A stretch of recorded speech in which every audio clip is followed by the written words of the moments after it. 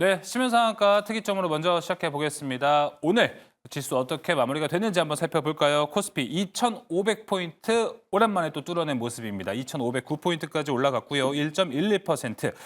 코스닥은 1.54% 올라가면서 어제는 720선 밑에 있었지만 하루 만에 730선으로 점프해서 올라갔습니다. 오늘 외인과 기관이 모두 동반 순매수를 했기 때문에 시장은 좀 강한 모습을 보여주지 않았나 이렇게 좀 생각이 듭니다. 환율도 어느새 1,444원까지 내려간 모습을 보여주면서 환율도 안정세. 역시나 이럴 때는 우리 증시도 잘 올라가는 모습 잘 보여주고 있습니다.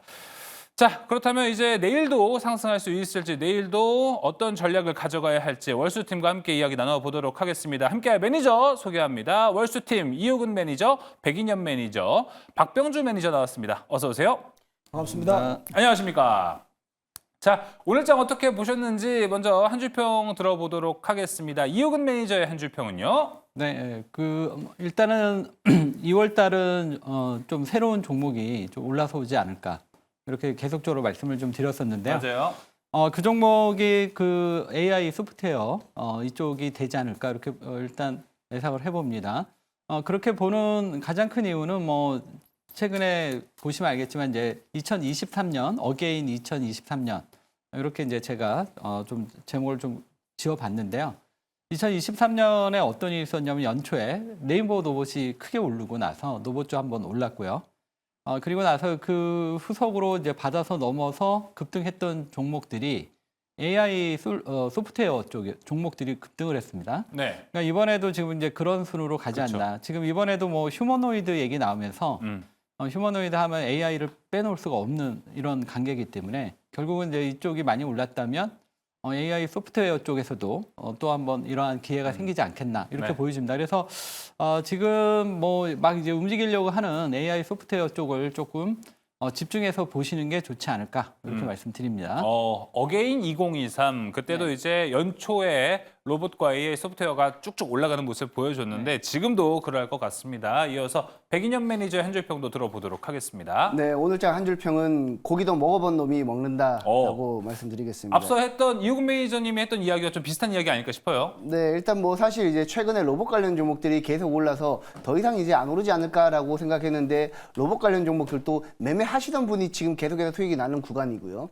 그리고 바이오 관련 종목들도 최근에 바닥에서 올라오고 있는데 그동안 바이오 매매를 하시던 분들만 추가적으로 계속해서 수익이 극대화되고 있는 장이기 때문에 지금 웬만하면 여러분들도 지금 구간에서는 포트를 잘 가는 주도 섹터로 여러분들이 포트를 바꿔가지고 뭐 바이오라든지 로봇 관련 종목이라든지 AI 소프트웨어 최근엔 제가 무료 방송에서 의료 AI랑 AI 소프트웨어 관련 종목들 많이 말씀드리고 있는데 그쪽으로 여러분들이 포트를 변경하셔가지고 약간 지금 시장에서 소외되지 않는 그런 전략을 짜는 게 지금 중요하다고 생각하고 있습니다. 알겠습니다. 수익도 내본 놈이 낸다라는 걸로 보면 좋을 것 같습니다. 자, 이어서 박병주 매니저님 한 줄평 들어볼까요?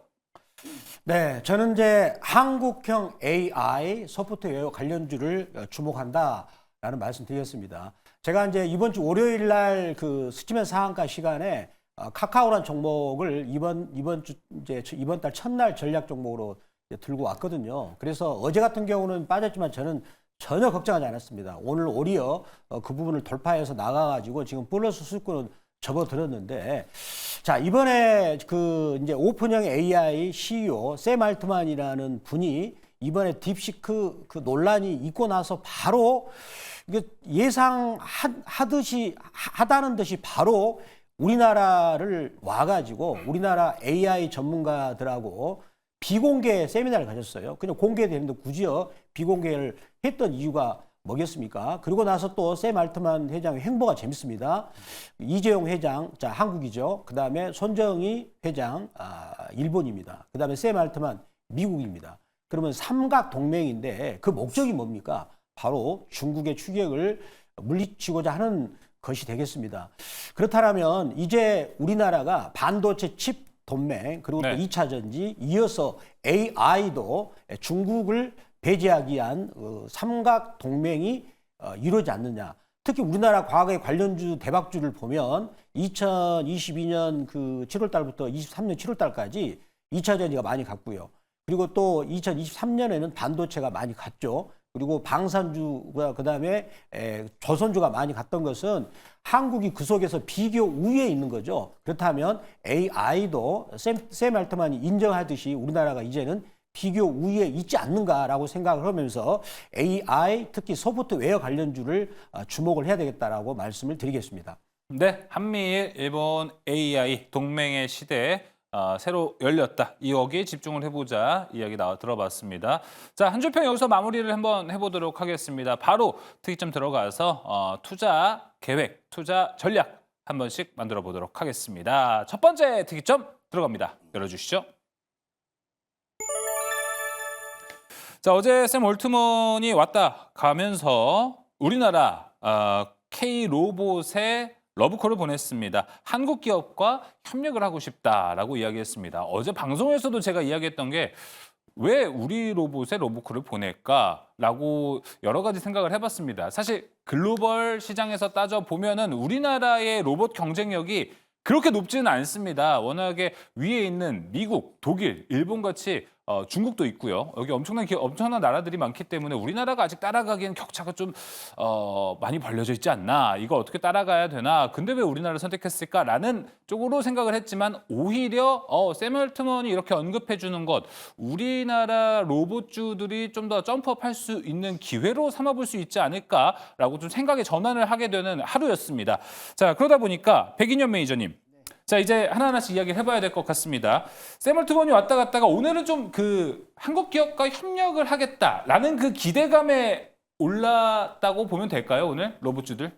네, 일단 뭐 그런 기대감이 좀 많이 묻었다고 보시면 됩니다. 사실 이제 최근에 로봇 관련 종목들이 워낙 급등을 하다 보니까 중간중간 차익 매물 나오는 모습이 보였거든요. 그럼에도 불구하고 레인보우 로보틱스가 휴머노이드 로봇 대장주로 끌고 가니까 나머지 로봇 관련 종목들도 같이 따라가는 모습을 보였다라고 보시면 될 것 같고, 네. 그리고 샘 알트만 이슈도 있을 것 같고요.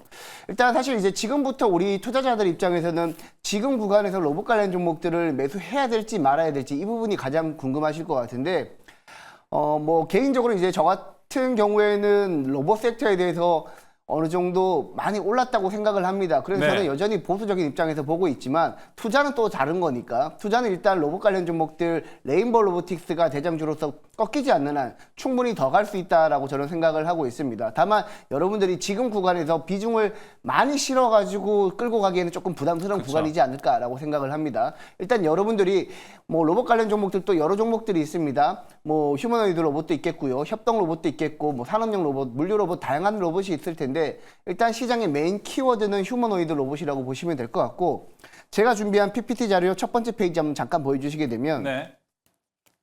휴머노이드 로봇 시장이 지금 2023년부터 2032년까지 약 연평균 성장률이 45.5%로 27배 성장할 거라고 지금 전망이 나오고 있고요. 그리고 특히 중국 같은 경우에는 휴머노이드 로봇 시장이 굉장히 활성화되고 있는데, 최근에 이제 홍콩 사우스 차이나 모닝포스트 쪽에서는 향후 3년에서 5년 사이에 중국 쪽에서는 휴머노이드 로봇 시장이 상용화될 거라는 기대감이 언론 보도가 나왔었습니다. 그렇기 때문에 여러분들이 만약에 투자를 하신다면 휴머노이드 쪽에 초점을 맞추시고, 그 외에는 이제 우리 실생활에 쓰이고 있는 뭐 협동 로봇, 예를 들면 이제 우리가 이제 커피숍에 가더라도 사람이 바리스타가 직접 커피를 따르는 게 아니라 로봇이 따르게 되고요. 그리고 물류창고 가시더라도 여러분들이 로봇이 직접 사람이 직접 운전하는 지게차 역할을 로봇이 직접 하는 것도 이제 보실 수 있을 겁니다. 지금 또 진행하고 있고요. 그런 식으로 점점 사람이 하는 일을 로봇이 대체하게 되면서 이렇게 진행하게 될 건데, 일단 협동 로봇이나 휴머노이드 로봇이나 공통점 같은 경우에는 다관절 로봇으로 결국에는 진행이 된다라는 겁니다. 그렇기 때문에 관절 하나하나마다 감속기가 다 들어갑니다. 그렇기 때문에 제가 항상 여러분들한테 말씀드리는 게 SPB, 최근에 이제 SPG라는 종목도 제가 무방에서 여러 번 말씀을 드렸고, 이런 식으로 감속기 관련 종목들, 뭐 SBB 테크라든지 이런 종목들 위주로 여러분들이 접근을 하시면 좋을 것 같고, 그리고 지금 두산 로보틱스랑 레인보우 로보틱스랑 조금 차이점을 두고 여러분들이 접근을 하셔야 될 것 같은데, 네.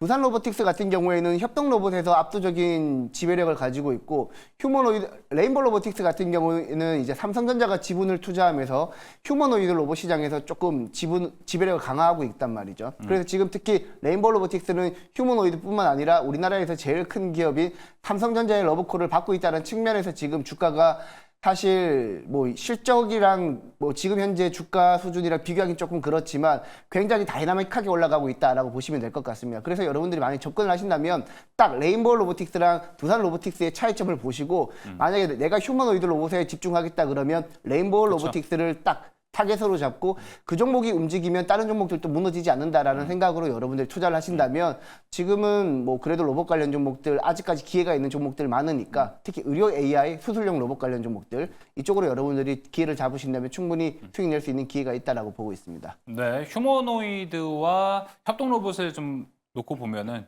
두산 로보틱스, 레인보우 로보틱스의 현재 주가 차이는 현재 로봇주가 어디에 집중하고 있는지도 볼 수 있는 것이다라고 이야기했습니다. 백인현 매니저님 추가적으로 물어보겠습니다. 이거는 좀 근본적이고 다른 질문일 수 있어요. 올트만이 왜 우리나라 로봇 기업들과 협력하고 싶다고 했을 것 같아요? 일단 우리나라 기업들도 이제 성장력이 돋보인다고 할 수도 있고 사실 이제 샘 올트만 같은 경우에는 뭐 사실 중국 기업이랑 협력하기에는 미국 정부랑 중국 정부랑 사이가 조금 있기 때문에 네.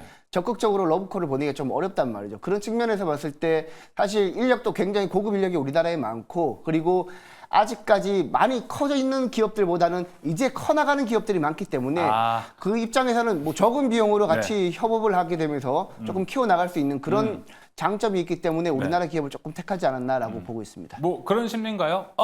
이거 내가 한번 키워보고 싶다. 뭐 그런 심리 아닙니까? 내가 키우면 될 것 같은데 이런 건가요? 그럴 수도 있죠. 그럴 수도 있고 일단 사실 우리나라 같은 경우에는 지금 뭐 레인보우 로보틱스, 두산 로보틱스 말씀드렸지만 사실 기술력 측면에서는 사실 뭐 상용화가 중국보다 안 되었다 뿐이지 네. 기술력 그리고 향후의 발전 가능성에 있어서는 우리나라가 충분히 그쵸. 잠재력을 가지고 있는 국가 아닙니까? 특히 로봇에도 이제 피지컬 AI라고 해가지고 로봇에도 이제 첨단 AI 반도체 칩이 들어간다고 봤을 때 우리나라 같은 경우에는 삼성전자도 있고요, SK 하이닉스도 있기 때문에 사실 약간 수직 계열이 조금 편한 국가가 우리나라가 아닐까라고 생각을 합니다. 그래서 지금 우리나라랑 협업을 하는 게 여러모로 조금 무난하지 않을까라고 보고 있습니다. 네, 알겠습니다. 자, 그렇다면 이호근 매니저님. 자, 올트만이 선택하면서 좀 오픈 AI도 되게 여러 가지 상표도 출원하면서 휴머노이드 사업에 뭔가 좀 나가고 싶어하는 여러 가지 소스들이 많이 나왔습니다. 네. 그러다 보니까 이러면서 우리나라를 선택했다는 건 앞으로 국내 로봇이 사실 구조적 성장은 아직 좀 거리가 멀었잖아요. 좀 기대감으로 올라갔는데 이제는 좀 구조적 성장에 대한 기대감도 우리가 볼 수 있는 시점이 됐나요? 일단은 이제 지금 아마 이제 그 제가 보니까 오픈 AI가 그 삼성전자를 선택한 것 같아요. 네, 그러다 보니까 이제 가장 중요한 건 이제 반도체였던 것 같고, 그다음에 이제 로봇 쪽도 이제 부수적으로 지금 왜냐하면 AI하고 휴머노이드가 지금 사실 이번에 휴머노이드가 이제 급등했던 가장 큰 포인트 중에 하나가 AI가 뜨면서 지금 휴머노이드 같이 지금 뜬 거거든요. 그러니까 결국은 지금 휴머노이드 이퀄 오픈 그 AI이기 때문에 단순하게 이제 AI로 끝나는 게 아니라 이제 이게 휴머노이드하고 같이 연결이 되는 이러한 지금 흐름으로 가다 보니까 오픈 AI도 이 부분을 크게 이제 신경 쓰는 부분이 이고요.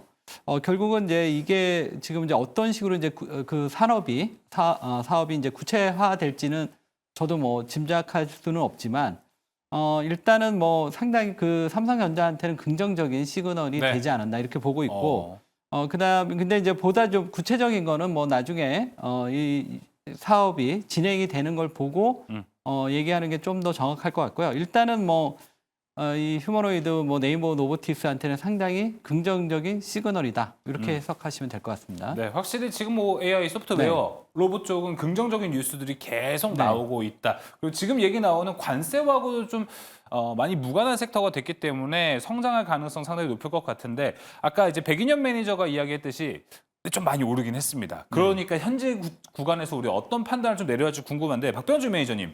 자, 로봇주들이 오늘도 잘 올라갔습니다. 네. 몇몇 종목들은 좀 윗꼬리를 달고 내려간 종목들도 있는데 네. 이 연속성은 좀 어떻게 보시나요? 제가 그러면은 일단은 그 이제 우리 지금 현재 코스닥에서 가장 대장주인 레인보우 로보틱스의 그 제품을 가지고 지금 설명을 드리겠는데 레인보우 로보틱스는 지금 시가총액이 7조 1,000억입니다. 그리고 이제 매출액이 1,000억을 안 내고 있는 회사인데 그러면 제가 레인보우 로보틱스의 그 휴머노이드 그 제품을 제가 준비했습니다. 그 두 번째 PTP를 먼저 올려주시면 되겠습니다. 자, 이거는 뭐 생긴 게 그 인간처럼 생겼습니다. 자, 두 번째 PTP입니다.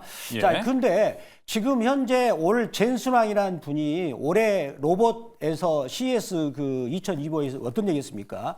뜬금없이 갑자기 휴머노이드 로봇이 앞으로 뜰 것이다. 그런 말을 했는데, 자, 여기서 지금 참고로 지금 레인보우 로보틱스 시가총액이 7조 1,000억입니다. 제가 그 금액을 강조한 이유가 있어요. 그만큼 그 시장은 앞서서 간다는 건데, 근데 지금 이게 여기 지금 현재는 그냥 뭐 로봇이잖아요. 그냥 그 뭐 금속일 뿐인데, 근데 여기에다가 만약에 그 샘 알트만 오픈 AI의 추론형 AI 칩이 들어간다고 생각해봐요. 그럼 여기다가.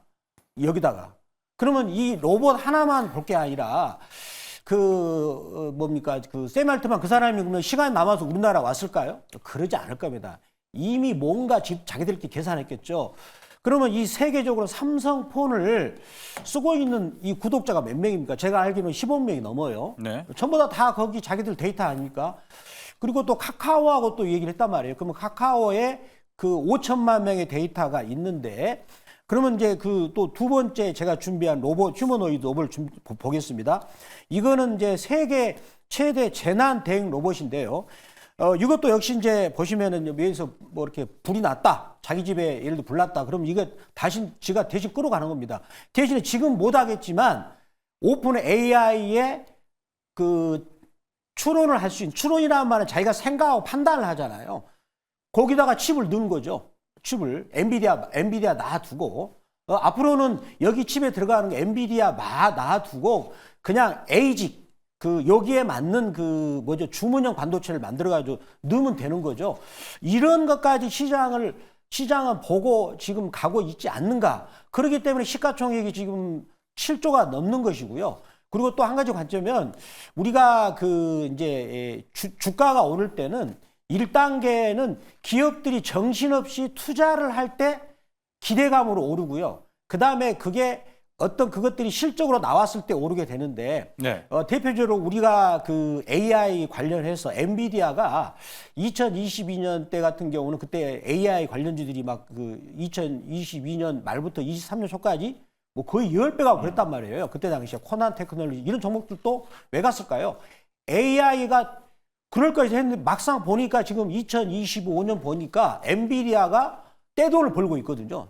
그리고 또 팔란티라는 회사가 2년 전에는 지금 매출액만큼 적자를 봤는데 이번 4분기 실적을 보니까 지금 6천억을 벌었어요. 우리나라 돈으로.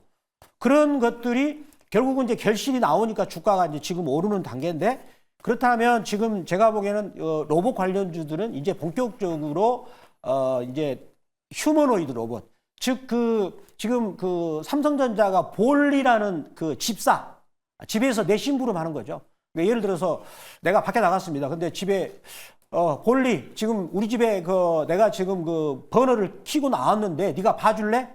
그럼 봐주는 거예요. 그리고 지금 냉장고가 좀 이상할 것 같아. 네가 좀 봐줄래? 그럼 내가 들어가기 전에 나 집에 들어갔는데 네가 문 좀 열어줘. 그런 식으로 이제 삼성폰을 가지고요. 이런 것들이 이제 본격적으로 IoT, 즉 이제 우리가 항상 10년 전부터 말했던 그런 세상들이 이제 그런 것들을 지금 샘 알트만이 구상을 하고 그거를 같이 도와주는, 같이 협력을 해서 돈을 벌 수 있는 것들이 지금 우리나라하고 그다음에 미국, 그다음에 일본. 대신에 네. 중국은 배제하는 거죠. 중국이 지금 로봇 강자입니다. 제가 아는 분도 말하면 중국 로봇주를 말해요.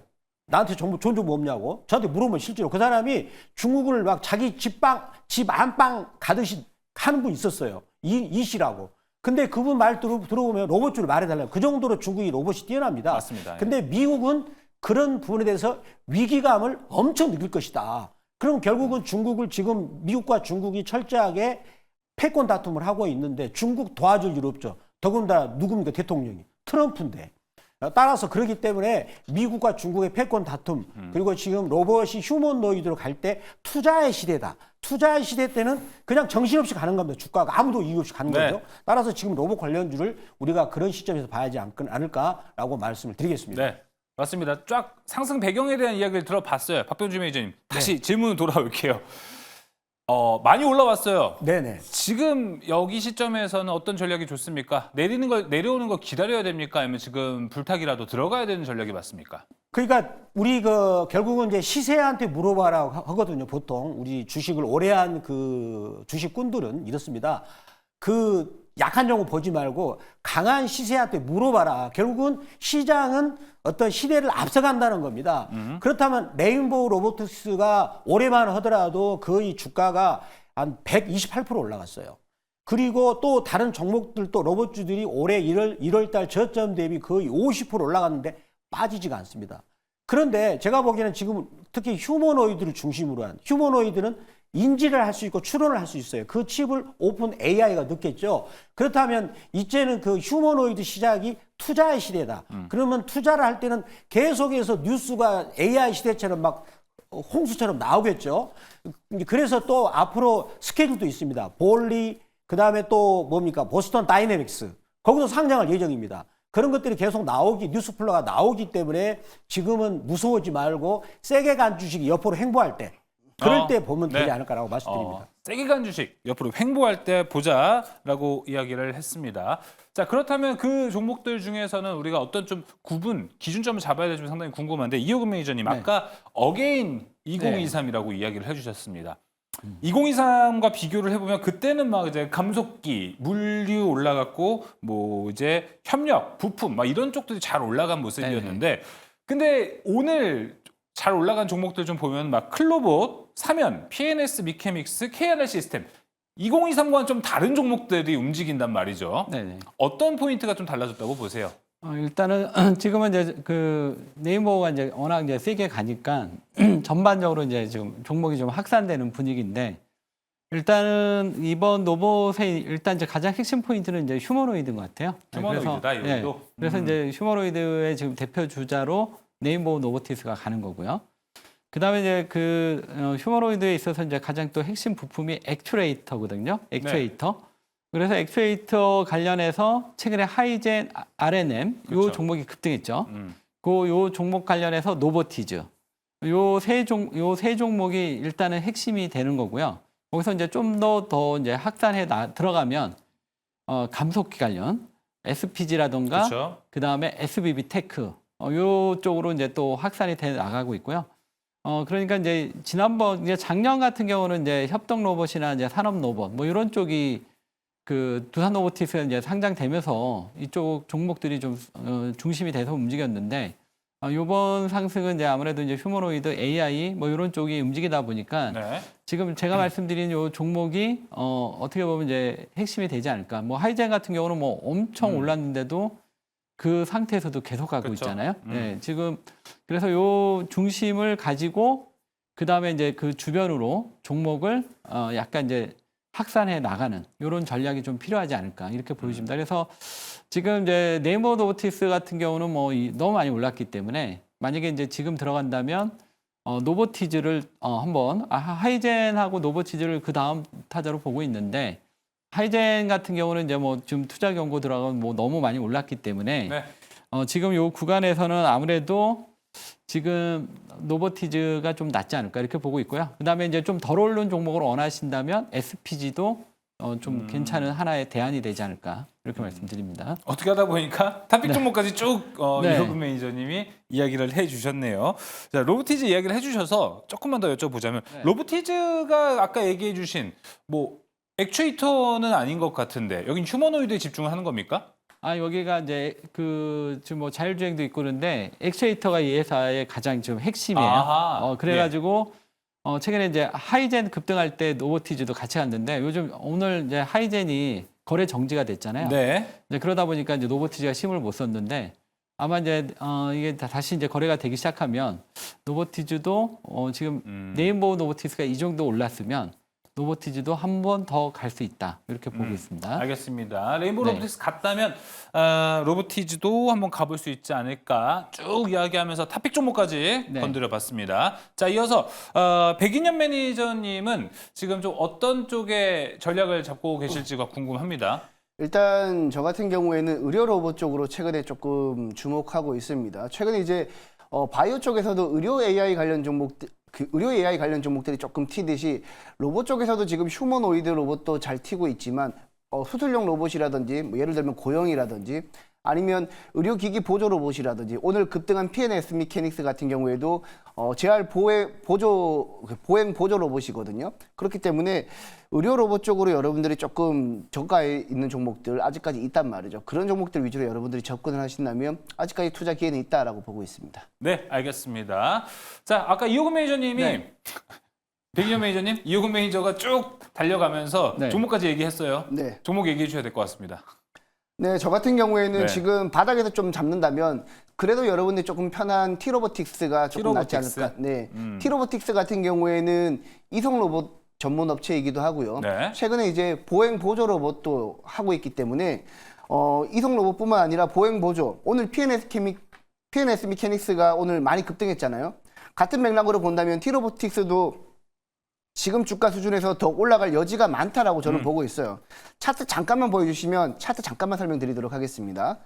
지금 티로보틱스 같은 경우에는 다른 로봇 관련 종목이랑 좀 다르게 거래량도 최근에 붙기 시작했고 그리고 21선 위에서 안정적으로 우상향하고 있는 모습인데 아직까지 급등은 나오지 않았습니다. 근데 로봇 관련 종목들이 추가적으로 더 간다라면 많은 투자자들은 그래 어떤 종목이 아직까지 덜 올랐을까 그리고 끼가 있는 종목은 어떤 종목일까라고 했을 때 이성 로봇과 그리고 의료기기 로봇까지 함께 아우를 수 있는 티로보틱스로 수급이 들어가지 않을까라고 생각을 합니다. 최근에 기간 수급도 조금씩 들어오고 있고요. 그래서 지금 자리에서는 티로보틱스가 많이 오른 종목보다는 조금 더 낫다라고 보고 있습니다.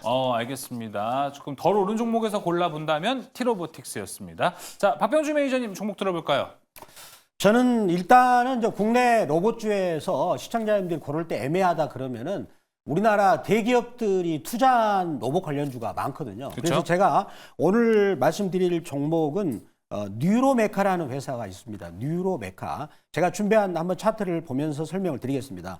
자, 뉴로메카라는 회사가 있는데 이 회사는 그 포스코 홀딩스에게 작년에 150억 원어치 투자 금액을 또 유치했고요.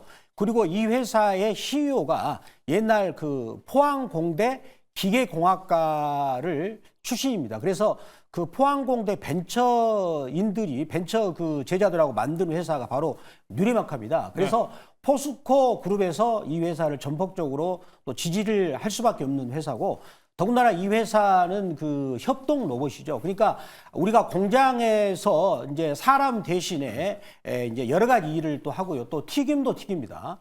주차도 하고요. 여러 가지 사람하고 협동해서 하는 일을 하는 협동 로봇을 만드는 회사가 되겠는데 지금 제가 시청자 여러분들한테 보여드린 차트는 월봉에서 지금 이 그 캔들이 이거 굉장히 짧습니다. 이렇게 지금 단봉으로 계속해서 이번 달까지 연속으로 넉 달 계속해서 잔잔하게 끌어올리고 있는 그런 상황인데 그렇다면 이 회사도 이제 그 삼성전자가 레인보우 로보틱스를 지원했다 가지고 그 정도 시가총액이 7조가 넘는데 그러면 나라고 못 갈까? 이런 또 뭡니까? 오기가 발동할 수 있어요. 따라서 뉴로메카를 한번 그런 관점에서 한번 보는 것도 좋지 않을까라고 말씀드릴 수 있겠습니다. 네, 뉴로메카까지 들어봤습니다. 첫 번째 특이점, 샘 얼트만의 K-로봇콜 거기에 대해서 로봇주에 대한 이야기 함께 나눠봤습니다. 자, 첫 번째 특이점 여기서 마무리하도록 하겠고요. 두 번째 특이점 지금 들어갑니다. 두 번째 특이점 열어주시죠. 자, 팔란티어가 또 엄청난 호실적을 발표했습니다. 주가가 $100를 돌파했고요. 자, 여러 가지로 확실히 팔란티어가 또 AI 소프트웨어를 더 강하게 만들고 있는 것 같습니다. 자, 딥시크 사태 이후로는 확실히 박병주 매니저님, 정말 강해진 섹터가 된 것 같습니다. AI 네네. 소프트웨어 오늘도 쭉 올라가서 네네. 앞서 로봇 이야기도 로봇도 부담스럽다고 했는데 네네. 소프트웨어가 더 부담스럽습니다. 사실 올라간 거 보면요. 그리고 네네. 대형주도 올라갔고요. 지금 중소형주 너나 할 것 없이 쭉쭉 올라가고 있는데 네네. 자, 여기는 이제 결국에는 우리가 이제 킬러 콘텐츠 이런 걸 좀 기다려봐야 되는 시기가 온 건가? 아니면 아직은 좀 기대감으로 투자를 하는 시기인가? 이게 좀 궁금합니다. 네. 제가 이제 이번 그 설 연휴 기간에 쉬고 있는데 갑자기 딥시크가 터져가지고 설날을 좀 반납을 했습니다. 예. 대신에 이제 그 기간에 공부를 좀 많이 했고요.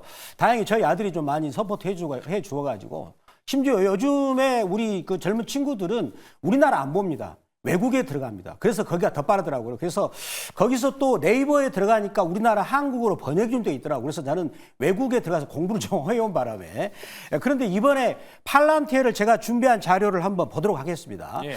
먼저 우리가 팔란티어의 지금 밸류가 어느 정도 되는가를 좀 보면서 먼저 첫 출발을 해야 될 것 같아가지고 자, 지금 그 팔란티어 시간의 가격을 103달러를 기준으로 해가지고요. 거기 보시면 시가총액이 지금 342조입니다. 참고로 우리나라 네이버는 36조입니다. 36조고요. 그리고 지금 그렇다면 자기 순이익 대비 몇 배냐 봤을 때 무려 525배고요. 그리고 지금 자기 순자산 가치죠.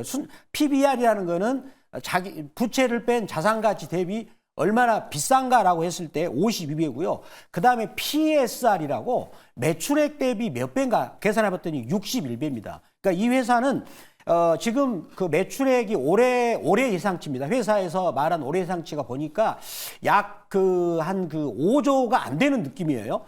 그럼에도 불구하고 시가총액이 지금 342조이기 때문에 그러면 지금 그 103달러 지금 우리 그 4분기 실적이 이제 나왔는데 그거를 제가 한번 말씀을 드린다면 그 이번 이제 실적이 굉장히 좋게 나왔는데 이 회사 실적 이번에 나왔던 기록을 제가 보겠습니다.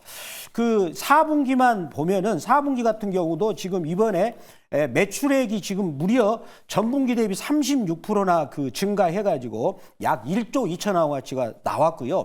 그리고 지금 그 영업이익이 45% 증가했습니다. 즉 3억 7,520만 달러. 제가 우리나라 환율 약 1,450원 가지고 계산해 봤더니 영업이익이 한화로 6천억 정도 됩니다. 그렇다면 이 회사가 2024년에 전체적인 영업이익이 약 한 가늠하다면 2조 정도가 나왔다라고 추산할 수 있죠. 그렇게 된다면 이제 제가 아까 그 팔란티어 다시 한번 제가 준비했던 자료 보시면서 한번 말씀을 드리겠습니다. 제가 이런 걸 비교한다는 거 왜냐면 우리가 여기서 굳이 팔란티어한테 목매달 필요 없지 않냐 그런 생각이 들어요. 지금 팔란티어가 그 올해 같은 경우 매출액이 5조가 넘는다 그랬죠. 그리고 시가총액이 지금 342조입니다. 그러면은 지금 그 자기 매출액의 60배가 넘고요. 다시 한번 제가 복귀해 드리면 순이익 대비 525배입니다. 그러면은 지금 우리 서학개미들이 지금 팔란티어를 많이 갖고 있더라고요. 제가 우리 지금 매일경제 TV 주요 아나운서님들하고 대화를 나누다 보면은 팔란티어 다 갖고 있습니다. 심지어 우리 분장팀도 팔란티어 갖고 있어요. 예. 다 갖고 있습니다. 야, 이거 약간 느낌이 좀 싸합니다. 무슨 얘기죠? 뭐 우리나라 서학개미 다 갖고 있단 말이에요.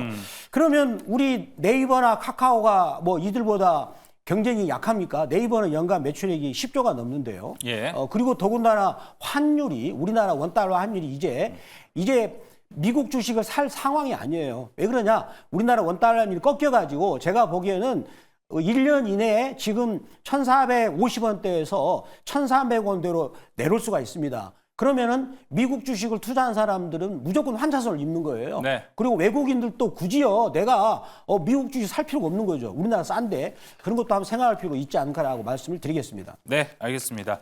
자, 그래서 결국 궁금한 건요, 백인현 매니저님. 지금 AI 소프트웨어 주도주로 바뀐 것 같다라는 생각은 많이 듭니다.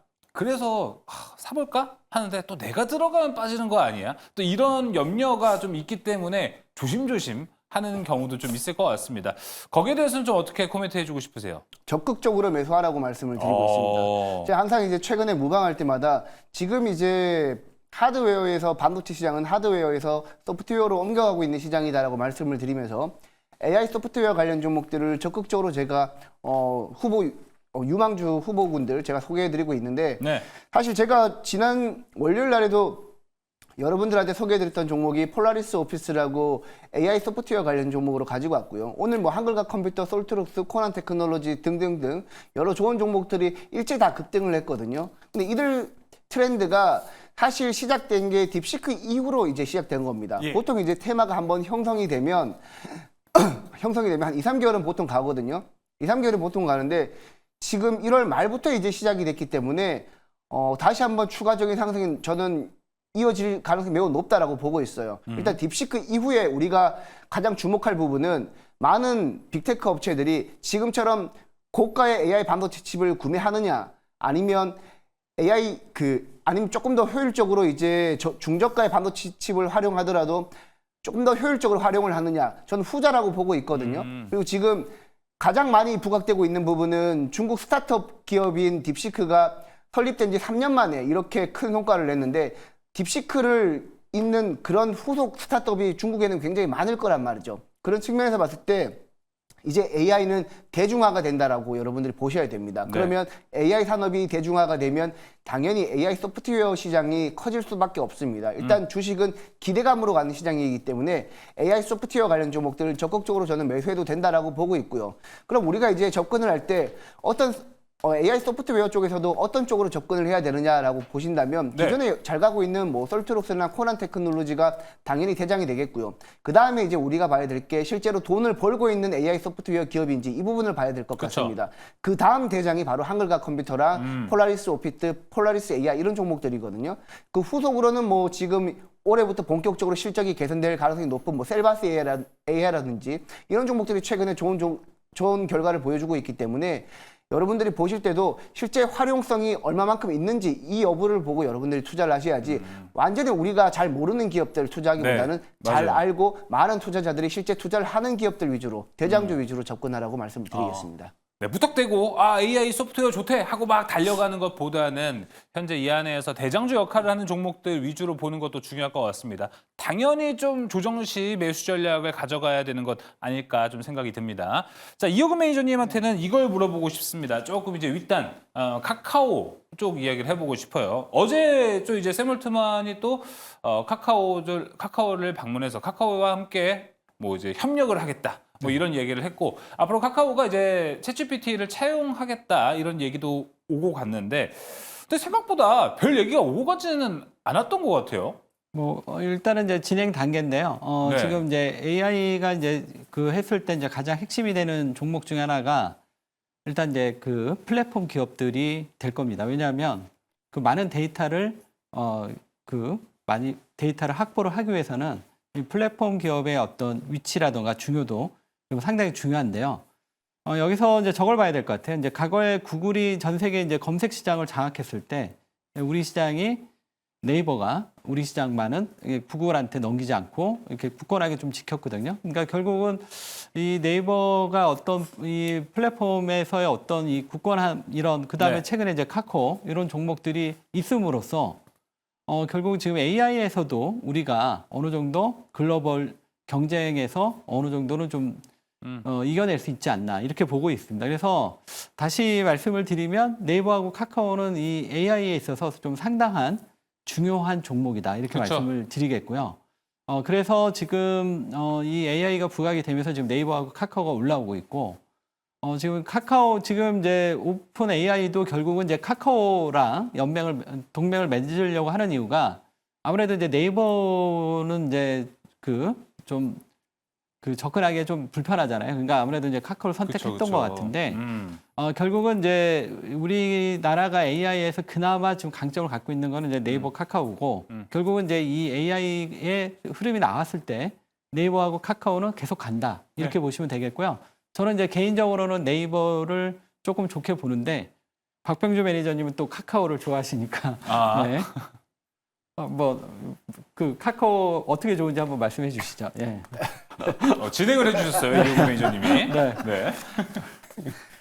제가 그럼 이에 관해서 말씀을 드리겠습니다. 카카오. 네, 좀 우리 전문가의 사이가 너무 좋아가지고 설득이 안 합니다. 네, 좋습니다, 좋습니다. 분위기 참 좋습니다. 네. 제가 카카오를 그렇지 않아도 이번 주 이제 이제 월요일에 수치면 상한가에서 말씀을 드렸습니다. 드렸더니 이제 제가 자주 가는 식당이 있어요. 근데 그 아주머니 그러더라고요. 이거 나한테 그러다가 네이버가 좋아요, 카카오가 좋아요 그러더라서 내가 지금 그게 궁금하죠. 애매한데요, 그랬거든요. 그래서 내가 그랬습니다. 싼 게 좋지 않을까요? 그렇게 정답을 했는데. 그래서 그 네이버에 대해 사람들이 이제는 너무나 그 많은 그 이렇게 의구심을 갖고 있죠. 왜 그럴까요? 그동안 이 종목 가지고 물린 게 너무 억울하지 않습니까? 그래서 이게 정말 갈까? 이 종목이 17만 원에서 32,500원까지 우리 개인들을 정말 눈물을 엄청 많이 흘리게 한 거 아닙니까? 카카오가. 그렇죠. 네. 카카오가. 예. 그래서 지금 이제 오늘 약간 제가 보기에는 이제 매물대를 이제 어제 음봉에서 한번 털어주고 본격적으로 올라가는 이제 그런 상황인데 저는 카카오를 제가 좋게 보는 이유는 이번에 그 오픈 AI 있지 않습니까? 샘 알트만이 왜 하필이면 그 이제 카카오를 선택했을까? 그러니까요. 저는 이제 이 부분을 약간 제가 그 비하하는지 모르겠지만 그 AI 시대가 그동안에는 이제 데이터를 센터를 쌓잖아요. 그러면 어떤 게 있나요? 내 개인의 신상이 털리잖아요. 어찌 보면 국가나 기업이 털리거든요. 그래서 딥시크도 문제점이 그겁니다. 그러면 그거를 털리지 않는 AI가 뭐냐? 바로 우리 스마트폰에 1대1로 넣어버리는 에이전트, 즉 온 디바이스 AI다. 그러면 로봇은 우리 데이터 센터에서 쏠까요? 아닙니다. 온 디바이스, 즉 스마트폰을 통해서 로봇으로 전달이 되겠죠. 아마 그렇게 된다면 오픈 AI는 뭐가 필요합니까? 그 카카오가 갖고 있는 엄청난 데이터. 카카오가 어느 정도 데이터가 좋냐면요. 제가 모 은행 거래를 했는데 카카오페이에서 내 신용 등급을 언급해줘요. 아, 이거 참 진짜 좀 약간 기분 안 좋더라고요. 얘들 봐라. 내가 여기까지 털었네. 나 전혀 상관없는데. 아, 진짜 놀랬습니다. 제가 약간 저도 모르고 카카오페이에 동의를 했는데 뭐 은행 거래했는데 내 신용 등급 뭐 좋다 이런 식으로 대출 이런 식으로 나와가지고 이 정도입니다. 그래서 제가 보기에는 그 이번에 오픈형 그 AI의 샘 알트만은 이제는 그 단계까지 보고 갔지 않느냐. 그러면 카카오는 뭐가 있을까요? 자기들이 굳이요 그 돈 들여가지고 그 AI를 구독모델을 만들 필요 없는 것이고요. 그러면은 카카오는 또 한계가 국내 시장이거든요. 그러면 오픈형 AI와 그러니까요. 서로 합해서 중국은 아니더라도 시너지를. 동남아 시장, 그 네이버 같은 경우는 강점이 해외 시장인데 그러면 그 합해가지고 해외 시장도 공략할 수 있고 그런 것들이 좀 되지 않을까라고 네. 생각을 합니다. 그래서 카카오가 지금부터는 우리 개인들한테 눈물을 흘리게 하지 않을 것입니다. 팔란티어를 팔아가지고 카카오 들어오시기 바랍니다. 팔란티어 팔고 카카오. 네. 알겠습니다. 오픈 AI는 아는데 오픈뱅크는 모르는 박병준 매니저님이었습니다. 자, 카카오에 대해서 엄청나게 좀 강조를 해줬는데 계속해서 중요한 포인트를 얘기해 주시기 때문에 저도 계속해서 박병준 매니저한테 물어보도록 하겠습니다. 근데 이게 오픈 AI의 챗GPT를 차용한다라는 게 카카오한테 실질적인 수익이 될까에 대한 의문점은 좀 있어요. 네, 그렇습니다. 제가 그것은 약간 우문현답으로 말씀드릴게요. 그런 정답이 나오면 주가는 안 갑니다. 두리뭉실하게 뭔가 기대감이 숨어 있으니까 아사모사하게. 거기를 향해서 원래 그렇습니다. 주식이라는 거는 그 이유가 확실하게 드러나는 순간 뭐야 더 이상 호재가 없겠지라고 하면서 때리거든요. 그런데 제가 보기에는 그런 부분들은 서로 하고 있지 않는가. 근데 이번에 어떤 용어를 썼나요? 동맹입니다. 동맹. 동맹이란 게 뭐죠? 우리 한미 동맹은 무슨 동맹입니까? 피를 나눈 동맹이잖아요. 그런 동맹이라는 말을 함부로 쓰는 게 아니에요. 그렇다면 근데 그 동맹은 누구를 겨냥한 동맹일까요? 바로 중국입니다. 그래서 이제는 AI 시대도 이제는 미중 패권 다툼 속에서 우리가 경쟁 우위에 있기 때문에 샘 알트만이 우리한테 달라붙었지 않는가라고 생각을 해본다면 저는 카카오는 굉장히 무궁무진한 가능성이 있다. 그거는 그 엄청난 데이터, 내 신상까지 털어버린 데이터가 있기 때문에 그걸 어떤 가능성이 있지 않을까라고 말씀드립니다. 네, 카카오의 데이터 강조를 해주셨습니다. 자, 그러면은 백인현 매니저님, 아까 이제 AI 소프트웨어 볼 때 대장주 위주로 봐야 된다라고 이야기를 했거든요. 네. 뭐 코난 테크놀로지도 얘기를 해주셨고요, 솔트루스 얘기해주셨는데 사실 뭐 정말 대장 크기로 따진다면 이게 네이버와 카카오가 맞긴 한데. 이 네이버 카카오가 가야 밑에 소프트웨어가 가는 그런 그림은 아닐 것 같긴 하거든요. 따로 움직일 것 같아요. 근데 이제 지금 분위기는 네이버랑 카카오랑 같이 움직일 가능성이 매우 높다라고 보고 있습니다. 네. 왜냐하면 이제 AI 소프트웨어 시장에서 지금 네이버랑 카카오를 빼놓고 우리나라에서는 인공지능 소프트웨어를 논할 수가 없거든요. 예. 그리고 제가 이제 카카오를 좀 중요하게 보고 있는 게 어. 네이버 같은 경우에도 지금 AI 소프트웨어 쪽에서는 우리나라에서 가장 많은 투자를 하는 기업 중에 하나입니다. 근데 카카오 같은 경우에는 실제 우리 전 국민 같은 경우 카카오가 잠시만 서버 오류가 나더라도 사실 얼마나 답답함을 느끼는지 여러분들 잘 아실 거예요. 그래서 지금 우리 전 국민이 사용하고 있는 메신저를 가지고 있다는 게 카카오의 가장 큰 장점이고요. 뭐 예를 들면 카카오 선물하기도 지금 그쪽에서 매출이 많이 나온다고 알고 있거든요.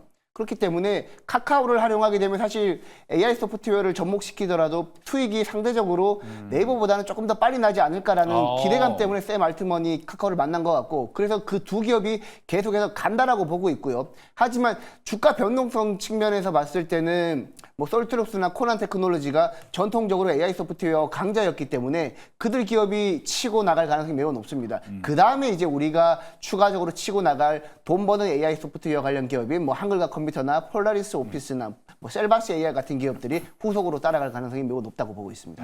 네, 알겠습니다. 자, 그럼 이호근 매니저님, 네. 뭐 앞에 위에 있는 뭐 카카오, 네이버 같은 정말 큰 종목들이 있고요. 그 밑에 뭐 솔트룩스, 한글과 컴퓨터, 네. 폴라리스 오피스처럼 좀 중소형 AI 소프트웨어가 있습니다. 네. 여기에서는 나눈다면 대형에 주목을 하십니까? 중소형에 주목을 하십니까? 제가 오늘 좀 그 부분을 얘기하려고 준비한 자료가 있습니다. 예. 네.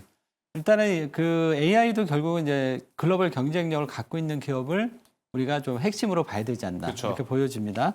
일단 이제 화면 보시면 코난이 LLM이 그 미국의 스탠퍼드 대학의 에코시스템에 등재가 됐습니다. 그래서 이 LLM에 대해서 이제 글로벌 어느 정도 좀 평가를 받고 있는 거고요. 그 다음에 이제 다음 그림은 이제 누시아인데, 누시아가 그 작년 3월에 그 글로벌 생성형 AI 평가 플랫폼에서 1위를 했고요. 이번에 지금 오픈 AI에 대적할 만한 루시아 2.5를 발표하겠다고 오늘 얘기가 나왔죠. 그래서 이미 그 솔트룩스는 지금 AI에서 우리가 이제 좀 걸쭉할 만한 종목이 없는데, 솔트룩스는 이미 이제 어느 정도 지금 글로벌 경쟁력을 갖고 있는 기업이고요. 그래서 저는 이거를 지금 11월 달부터 계속 강조를 드리고 있는데, 코난테크, 솔트룩스를 중심으로 보셔야 된다. 그다음에 여기서 이제 하나 더 본다면 의료 AI. 지금 AI 시장에서 이제 가장 빠르게 성장할 수 있는 시장이 의료 AI예요. 그래서 앞에 말씀드렸던 두 종목하고 의료 AI 이렇게 조금 종목을 접근하신다면 이번 AI에서도 좀 성과가 나오지 않을까, 이렇게 말씀드리겠습니다. 네, 알겠습니다. 그럼 네. 그거에 맞춰서 이호근 매니저님 본다면 AI 소프트웨어 탑픽 종목은 어딘가요? 아무래도 이제 그 팔란티어 테크랑 조금 이제 연관해서 저는 이제 코난 테크놀로지. 코난 테크놀로지. 왜냐하면 코난 테크놀로지가 이제 국방부에 지금 납품을 하고 있거든요. 예. 그러니까 지금 팔란티어가 이제 방산 쪽에서 지금 매출이 많이 나오고 있는데, 지금 코난 테크가 지금 이제 그런 아주 좀 유사한 이러한 수익 모델을 갖고 있기 때문에 이 팔란티어하고 이제 좀 연관을 시킨다면 코난 테크놀로지를 조금 보시면 좋지 않을까, 이렇게 말씀드리겠습니다. 네, 팔란티어와의 연결성을 보자. 코난 테크놀로지였고요. 박병주 매니저님, 카카오? 네, 저는 예. 이제 카카오를 제가 이제 뭐 지난 시침의 상한가에 말씀을 드렸는데, 이번에 굉장히 좀 야무지게 올라갈 것 같다는 생각을 해봅니다. 제가 그 이번에는 한번 기술적 분석으로 또 AS 기업 말씀을 좀 드리겠습니다. 자, 제가 카카오 준비한 차트를 한번 보도록 하겠습니다. 자, 이 종목의 차트를 보면 그 바닥권에서 지금 바닥을 만들었잖아요. 그래서 그동안에 카카오를 갖고 있는 사람들은 이게 지하실 또 파지 않을까 싶은데, 여기 보시면 거래량이 터졌잖아요. 여기 거래량 이제 확대를 보겠습니다. 거래량이 최근에 2년 동안에 가장 많은 거래가 터졌죠. 자, 그리고 나서 우리가 이 그래프에서 가장 안 좋은 거는 삼중산이죠. 반대로 삼중 바닥입니다. 이렇게 바닥이 하나, 두 개. 자, 그리고 나서 세 번째 이 바닥을 칠 때 보시면 여기 저점을 깨지 않았어요. 이게 중요합니다. 그러면서 거래량이 붙었잖아요. 자, 그렇다면 이거는 이제 진바닥을 치고 간다는 신호고요. 그러면 파동상 본다면 여기까지가 1파동이 됩니다. 1파동이 되면 3파동은 뭡니까? 여기 1파동 자리를 뛰어넘습니다. 자, 뛰어넘으면은 제가 그냥 짧게 보더라도 파동 계산을 가격 계산을 해보니까 6만 원대까지는 충분히 가능하다. 지금 많은 분들이 카카오톡 때문에 고생해가지고 이번에 가다 말겠지 하고 있는데 제가 보는 관점에서는 6만 원까지는 충분히 가능하다. 그럼 6만 원까지는 수익이 짭짤합니다. 그래서 계속해서 카카오를 주시할 필요가 있고요. 네. 그리고 뭐 자기가 뭐 다른 종목이 뭐 너무 힘들다. 뭐 카카오다 약간 살짝 발을 담그는 것도 좋지 않을까라고 말씀을 드리도록 하겠습니다. 네, 알겠습니다. 확실히 좀 많이 신고가 라인에 있는 네이버보다는 역시 덜 부담스러운 카카오 강조 계속해서 해주고 있습니다. 자, 백인현 매니저님 종목 한번 들어볼까요? 네, 저는 이제 앞서 좋은 종목들 많이 말씀드렸기 때문에 그래도 이제 저가에서 올라갈 수 있을 만한 끼가 있는 종목 하나 말씀드리도록 어디죠? 하겠습니다. 네, 일단 사인앱소프트라는 기업이고요. 처음 들어봐요. 아니요. 사인앱소프트 같은 경우에는 제가 실제 이제 스치브 상한가에서도 한번 소개해드렸던 종목이었던 걸로 기억을 하는데 네. 일단 최근에 4거래일 연속 상승세를 보이고 있고 이 기업이 어떤 기업이냐면 우리가 이제 엑셀이나 PDF, 한글, MS 워드 이런 거를 다운로드 받지 않고 인터넷 웹브라우저에서 직접 열 수 있는 그런 기능을 하는 전문 업체라고 보시면 될 것 같고 최근에는 이제 여러분들 주식 투자하시는 분들 다트 전자공시 시스템 많이 보시잖아요. 네. 그 전자공시 시스템의 뭐 사업 보고서나 분기 보고서를 좀 요약해주는 그런 기능도 지금 최근에 이제 서비스를 하고 있다고 합니다. 그래서 지금 사인앱 소프트 같은 경우에는 주가가 바닥에서 올라가고 있고 아직까지 AI 소프트웨어 관련 종목들이 튀기 시작할 때 저평가된 저가 종목이라고 보시면 될 것 같습니다. 그래서 약간 변동성이 좀 있고 튈 수 있을 만한 기업이기 때문에 소개해드리겠습니다. 아까는 대장주 뭐라고 하셨잖아요. 그러니까 대장주 제가 말씀을 다 드렸기 때문에 네. 그런 대장주 또 말씀드리는 거는 사실 메리트가 오. 없지 않을까 생각을 해서 그래서 저가 중에서 올라갈 수 있을 만한 종목도 하나 말씀드리겠습니다. 네, 다양한 옵션에서 보자. 대장주 그리고 좀 올라갈 수 있는 저가 종목들도 이야기했습니다. 사인앱 소프트 이야기 들어봤고요. 자, 세 번째 특이점 지금 넘어가 보도록 하겠습니다. 세 번째 특이점 열어주시죠. 자, 이재용 회장이 이제 항소심 무죄로 사법 리스크가 해소가 됐습니다. 10년의 시간이 걸렸는데 10년 전 삼성전자와 지금 비교를 해보면요. 상황이 많이 바뀌었습니다. 파운더리는 TSMC에게 이제 1인 독주 체제를 내줘버렸고요. 자, 메모리에서는 하이닉스에 밀리고 있습니다. 자, 사법 리스크를 푼 이재용 회장의 첫 해외 출장지는 현재 중동으로 정해졌습니다. 이를 통해서 삼성전자가 이제 좀 괜찮아질까, 잃어버린 10년은 어떻게 되찾을 수 있을지에 대한 이야기를 나눠보도록 할게요. 자, 이호근 매니저님. 네. 자, 일단 중동으로 간다고 합니다. 이제 삼성전자 이재용 회장이 사법 리스크를 훌 털어버렸습니다. 네네. 기대해볼 만한 요지가 이제 생겼다고 보세요? 네. 일단 이제 그 부분도 좀 상당히 예, 오너 리스크 뭐 이런 부분이 해소됐다는 측면에서 좀 상당히 긍정적이고요. 일단 이제 오늘 삼성전자에 있어서 가장 이제 중요한 포인트가 있습니다. 오늘 그 소프트뱅크 회장의 송정희, 네. 그다음에 지금 오픈 AI의 샘 울트만 요 세 명이 만났죠 오늘. 예. 근데 요 만난 거는 이제 스타게이트 이제 프로젝트를 이제 본격적으로 이제 시작하기 위해서 그렇죠. 오늘 만났습니다. 이게 왜 중요하냐면 그동안 이제 삼성전자가 HBM에서 많이 밀렸었는데 여기서 어떤 새로운 좀 변화가 좀 있지 않을까 이렇게 봅니다. 일단 이제 소프트뱅크가 가지고 있는 건 ARM이라고 그래서 그 반도체 IP에서 이제 거의 절대적인 지존 이 회사를 갖고 있고요. 삼성전자가 이제 어떤 그 강점을 좀 갖고 있냐면 삼성전자는 파운드리도 할 수 있고 그다음에 메모리 반도체도 할 수 있고 예. 요 두 개가 이제 상당히 강점이라 할 수 있는데 지금은 이제 TSMC가 삼성전자 위에 있었지만 한 10년 전만 해도 TSMC가 삼성전자 밑에 있었거든요. 근데 이제 이게 이제 완전히 역전이 됐는데 이번에 어떻게 보면 이 스타게이트 프로젝트가 삼성전자한테 하나의 기회가 되지 않을까 이렇게 말씀을 좀 드리겠고요. 그거를 이제 화면을 보시면서 말씀을 예. 좀 드릴게요. 예. 아마 이제 이번에 이제 HBM 이제 4로 넘어가게 되면 여기서 이제 중요한 변화가 이제 베이스 다이, 노직 다이가 이제 밑에 이제 들어간다는 건데 지금 하이닉스가 이걸 아마도 이제 TSMC에 아마 맡기는 것 같은데 삼성전자는 이거를 직접 할 수가 있습니다. 그래서 HBM4로 넘어가게 되면 이제 어떤 얘기가 나오고 있냐면 전문가들 얘기 들어보면 지금은 이제 메모리 반도체하고 시스템 반도체가 이렇게 구분되어 있는데 HBM4로 넘어가게 되면 이게 이제 약간 경계선이 좀 넘어가서 시스템 반도체하고 메모리 반도체가 이제 서로 이렇게 혼합되는 이런 형태로 넘어가게 되는데 그렇게 되면 지금은 이제 메모리 반도체가 약간은 어떻게 보면 그 엔비디아나 TSMC에 약간의 좀 이렇게 종속되는 분위기지만 그때는 이제 메모리 반도체가 어느 정도 시장에서 주도권을 가지고 갈 수 있는 이러한 이제 약간의 생태계의 변화가 있다. 그래서 잭슨왕이 HBM4가 될 때 우리나라에 올 것이다. 뭐 이렇게 얘기하는 사람도 있더라고요. 그만큼 HBM4가 되면 많은 이제 좀 우리가 생각하는 지형이 좀 바뀔 것 같아요. 이게 이제 핵심 포인트고 지난번 그 샘 올트먼이 그랬어요. 자기가 독자적인 자기네 그 칩을 갖고 싶다. 지금 이제 이 독자적인 칩으로 성공했던 대표적인 기업이 애플이죠. 애플이 지금 인텔의 CPU를 사용 안 하고 독자적인 칩으로 해서 훨씬 더 성능을 더 크게 했던. 그러니까 이런 측면에서 결국 이제 그 샘 올트먼이 우리 시장에 와서 이제 삼성전자. 그러니까 아까 앞에서 뭐 노본 얘기도 했지만 제가 보기에는 이제 HBM이 가장 좀 핵심적인 요인이 되지 이 않을까. 안에서? 예. 그래서 이제 물론 이제 삼성전자가 빨리 HBM을 해야 되는데 이제 4로 넘어갔을 때는 삼성전자한테 좀 상당한 기회가 될 것 같고요.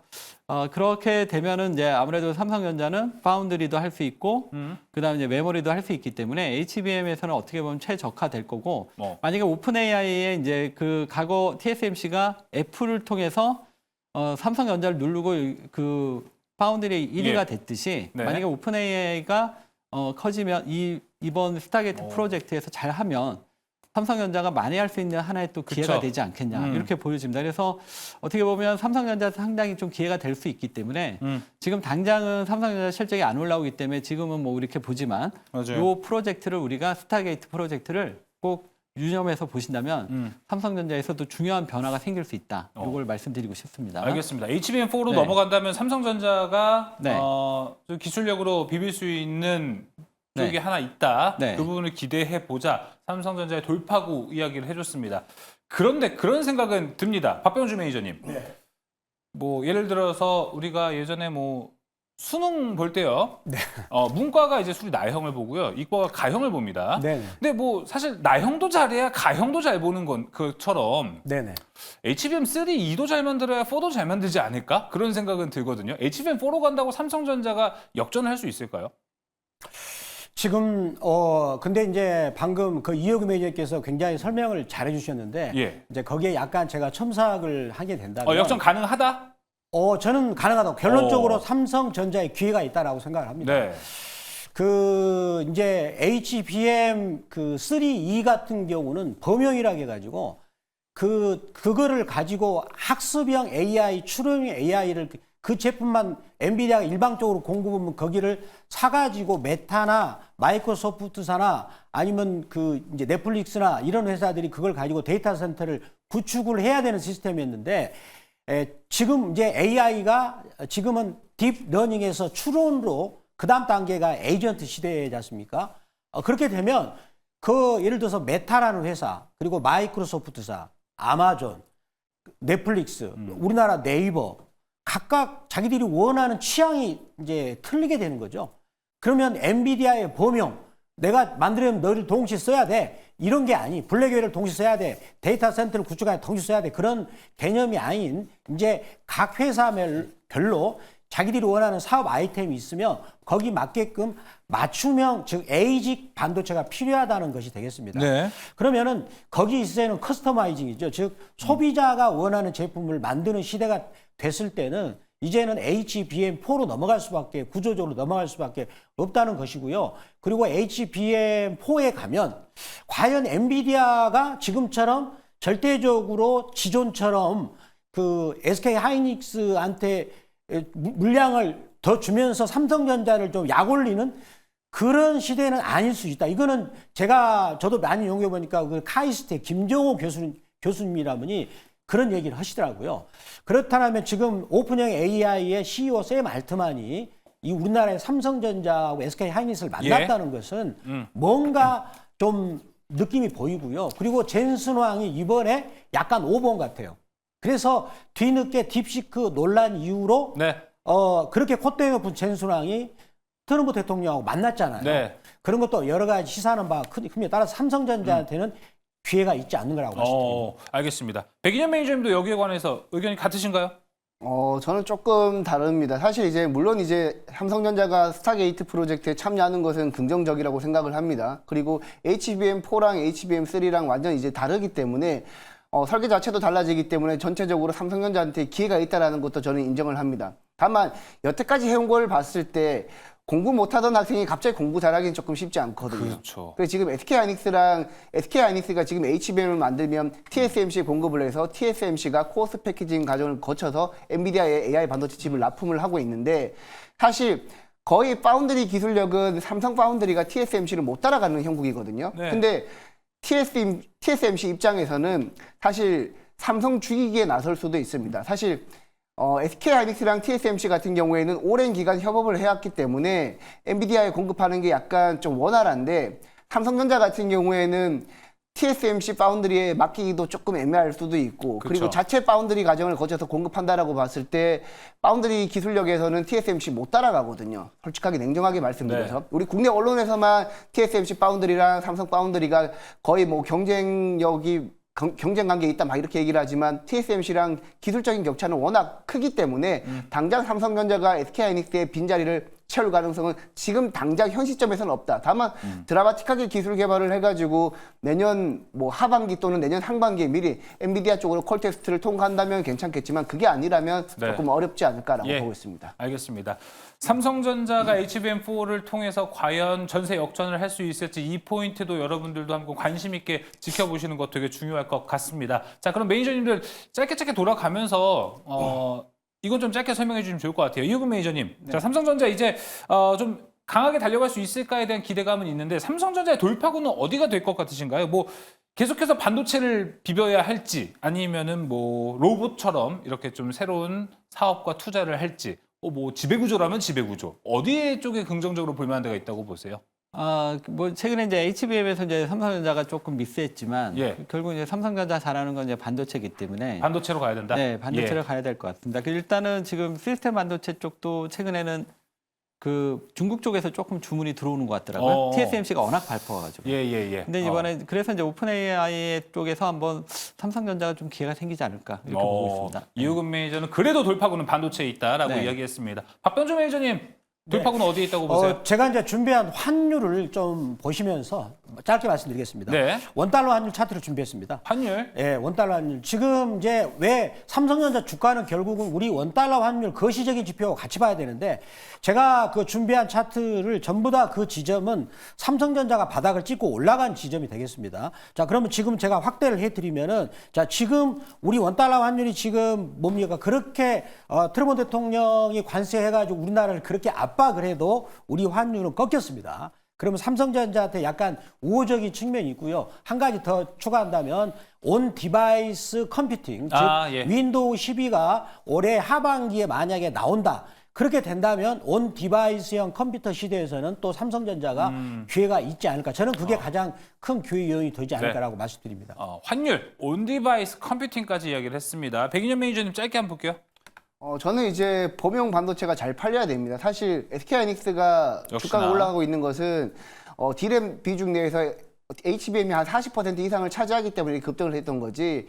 만약 범용 메모리까지 같이 올라가 버리면 삼성전자가 더 낫다라고 보고 있습니다. 네. 역시나 돌파구는 좀 반도체라고 이야기를 들어봤습니다. 저희가 주제 삼성전자로 갔기 때문에 자 이제 무료 방송 안내도 함께 들어보도록 하겠습니다. 이우근 매니저님 무료 방송 안내 부탁드릴게요. 네, 제가 이제 그동안 하나오션 계속적으로 강조해가지고 좀 많이 올랐는데 이제 너무 지겨우실 것 같아서 하나오션만큼 갈 수 있는 바닥에서 시작할 수 있는 특별한 유망주 3선 오늘 준비해봤습니다. 오늘 꼭 하나오션을 못 산다면 그 새로운 새 종목 꼭 확인하시기 바랍니다. 네, 하나오션 못 샀다면 궁금하다면 이우근 매니저 검색하시면 좋을 것 같습니다. 백인현 매니저님. 네, 저는 내일 아침 8시에 유튜브에서 무료 방송 진행하고요. 저 같은 경우에는 최근에 이제 AI 소프트웨어가 바닥에서 올라가고 있는데 여러분들이 접근할 만한 종목들, 매력적인 종목으로 소개해 드릴 거고 그리고 전력 인프라 관련 종목들이 요즘 쉬어가고 있습니다.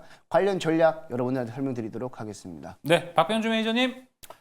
저는 이제 한국형 AI 관련주, 아까 말씀드렸지 카카오도 있고요. 많습니다. 지금 우리나라 사람들이 팔란티어 다 있습니다. 다 있어요. 그게 징조가 뭘까요? 이제는 고점이 왔다라고 생각합니다. 서학개미 여러분, 이제 우리나라 AI 소프트웨어 관련주 이제 바닥에서 시작입니다.